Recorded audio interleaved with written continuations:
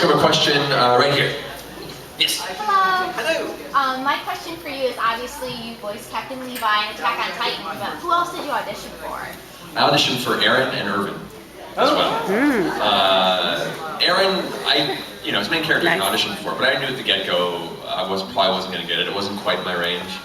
And honestly, when I read it, I was like, this is totally a Bryce role. Yeah. I knew it, and I contacted him and asked him if he auditioned. He said yes. I'm like, you got this. And then when I went in to record for it, I asked him, who Eren? And he began, Mike went, Pappenbrook, right? He's like, yeah, how'd you know? I'm like, just now. It's kind of his character. Like, that's what he does. He gets angry and he's a boy.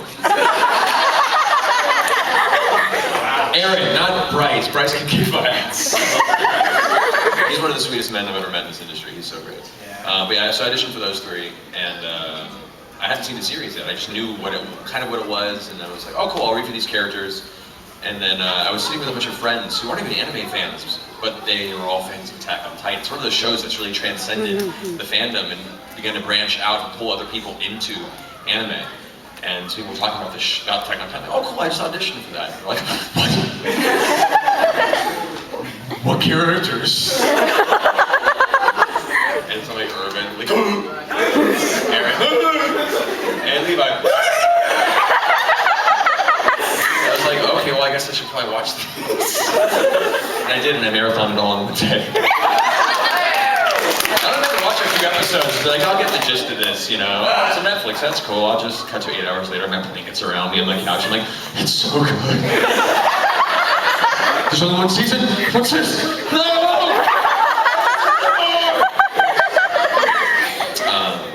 Yeah, so it was cool, and then when I heard from Mike McFarlane that I booked, and I was driving, pulled over, and then did my little private arm, fist bump, end of the 80s movie moment. Probably almost got hit by a car, I don't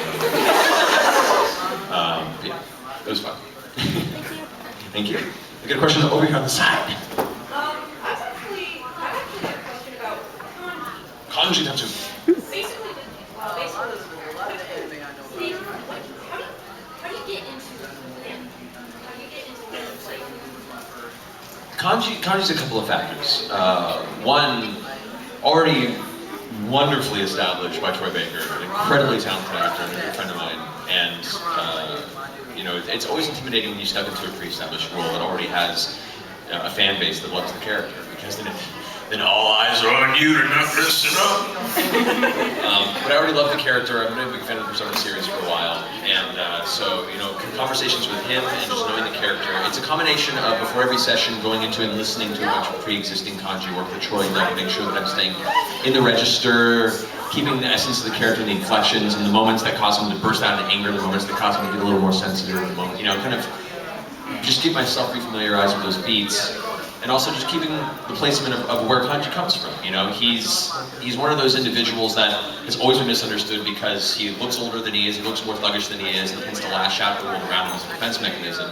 But really, he's just looking for friends, and he's looking for acceptance. He's trying to figure himself out. He has a lot of questions about where he is in the world and his sexuality, and a lot of things that kind of really give this beautiful insecurity underneath this very tough exterior.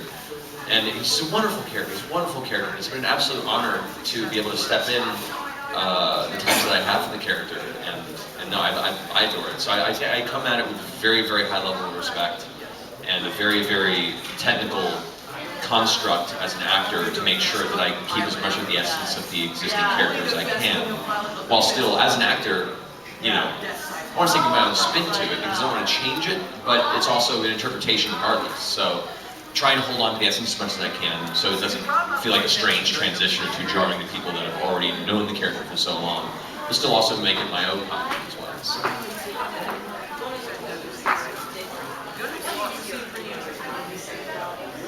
What's my opinion on Kanji's sexuality?